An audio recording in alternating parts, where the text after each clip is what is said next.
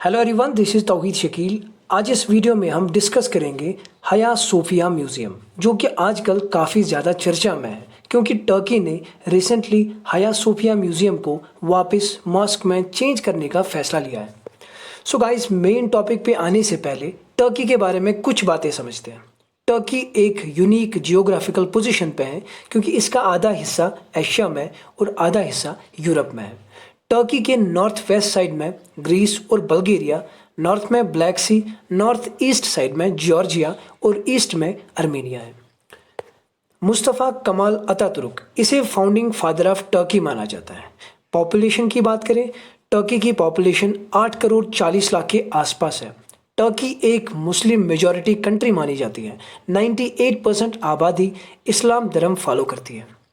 Charter member of UN के साथ साथ टर्की ओआईसी का भी मेंबर है।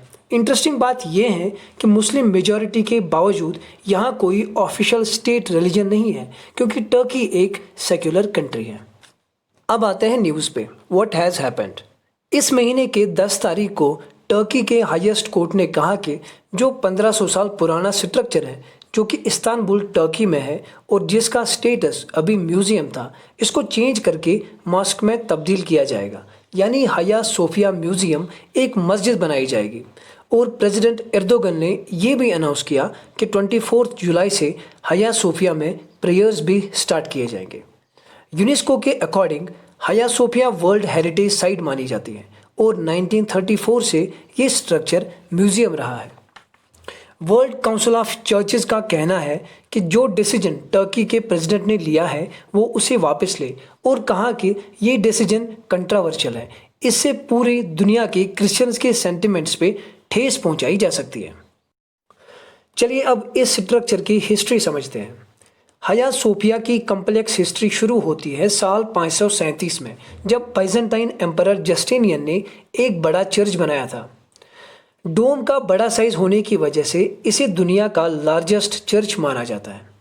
ये चर्च बाइजेंटाइन के हाथों में सदियों तक रहा, लेकिन साल 1204 में क्रिश्चियन आर्मी ने शहर पे हमले किए और इस स्ट्रक्चर को छीन लिया गया।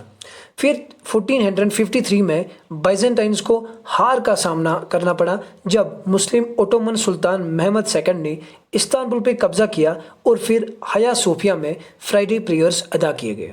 और फिर ओटोमन्स ने इस बिल्डिंग को मॉस्क में कन्वर्ट किया, जिसमें 4 मीनार बनाए गए, क्रिश्चियन आइकन्स को कवर किया गया और अंदर से अरबिक रिलीजियस कैलीग्राफी से डेकोरेट किया गया।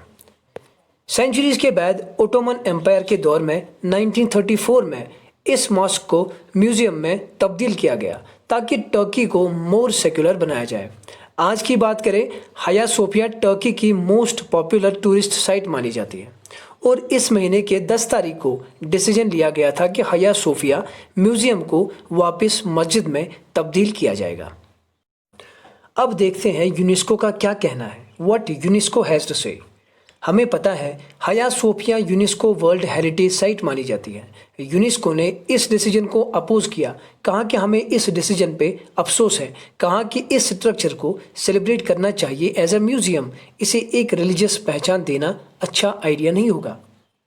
एक इम्पॉर्टेंट पॉइंट हमें यहाँ पे नोट करना है, Hagia Sophia world heritage site होने की वजह से इस स्ट्रक्चर को यूनेस्को अप्रूवल के बिना चेंज नहीं किया जा सकता।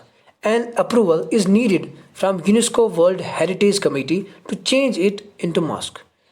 So guys, thank you for watching this video and good luck to all of you.